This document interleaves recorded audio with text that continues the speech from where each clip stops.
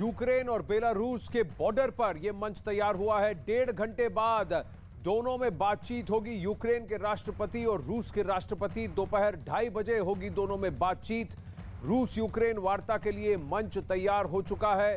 रूस और यूक्रेन की बेलारूस में बात हुई होगी और यह बेलारूस के बॉर्डर पर होगा, जहां बेलारूस के राष्ट्रपति ने यह आश्वासन दिया है कि कोई भी विमान या कोई भी आर्म्ड फोर्स या आर्सेनल उस वक्त वहां आसमान पर जमीन पर तैनात नहीं होगा। पूरी तरह से न्यूट्रल कंडीशंस में यह वार्ता होगी। इसका मंच तैयार हो चुका है।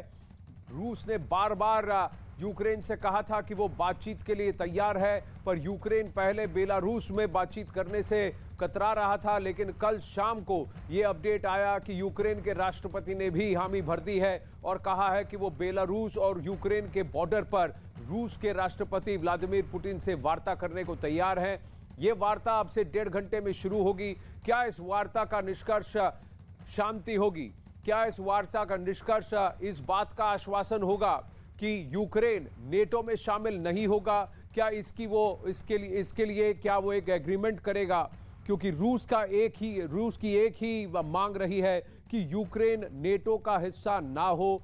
नेटो देशों और रूस के बीच में यूक्रेन एक न्यूट्रल देश बनकर हमेशा रहे। यही जून 2021 से व्लादिमीर पुतिन मांग करते आ रहे हैं। लेकिन बार बार यूक्रेन के राष्ट्रपति ने नेटो से जुड़ने का और उसमें ऑफिशियली पार्टनर होने का हिस्सा लेने की बात की है, जिसकी वजह से रूस ने कहा कि अगर पश्चिमी ताकतें हमारे दरवाजे तक आएंगी तो हमें अपनी रक्षा के लिए, आत्मरक्षा के लिए कड़े कदम उठाने पड़ेंगे। जहां से जंग की ये बात शुरू हुई है, 1.5 घंटे बाद इसी मंच पर यह तस्वीर आपके सामने है। यहीं पर रूस और यूक्रेन